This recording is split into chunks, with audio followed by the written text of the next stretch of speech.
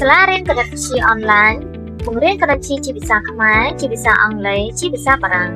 ដល់ការសិក្សាគណិតវិទ្យាគ្រប់កម្រិតប្រកបដោយគុណភាពខ្ពស់ចាប់ពីបឋមសិក្សារហូតដល់សាកលវិទ្យាល័យដោយប្រើប្រាស់ app និង website សាលាផ្ដល់ជូនការសាកល្បងពិសេសតម្លៃសិក្សាក្នុងមួយខែត្រឹមតែ$1សម្រាប់និស្សិតគណិតវិទ្យាដែលប្រើប្រាស់ account របស់សាលារៀនគណិតវិទ្យាជាភាសាអង់គ្លេសនិងថែមជូនការសិក្សាភាសាអង់គ្លេសដែលឥតគិតថ្លៃសម្រាប់សិស្សទូទៅតម្លៃសិក្សាក្នុងមួយខែ$3ប្រើប្រាស់ account របស់សាលារៀនគណិតវិទ្យាជាភាសាអង់គ្លេសនិងថែមការសិក្សាភាសាអង់គ្លេសដែលឥតគិតថ្លៃ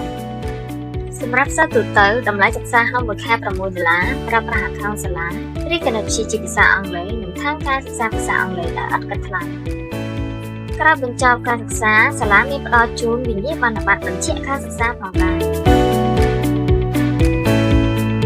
សម្រាប់សិស្សទូទៅតម្លៃសិក្សាក្នុងមួយខែ$9ប្រើប្រាស់ account តខ្លួនរៀនគណិតវិទ្យាជាភាសាខ្មែររៀនគណិតវិទ្យាជាភាសាអង់គ្លេសនិងថែមការសិក្សាភាសាអង់គ្លេសដែលឥតគិតថ្លៃសាលាមានផ្ដល់ការពិគ្រោះយោបល់ផ្ទាល់និងអនឡាញដោយឥតគិតថ្លៃ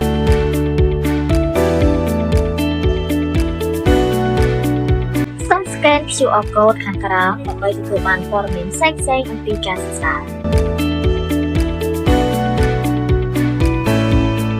សម្រាប់ព័ត៌មានបន្ថែមសូមទំនាក់ទំនងមកកាន់លេខ012 82 13 56សូមអរគុណ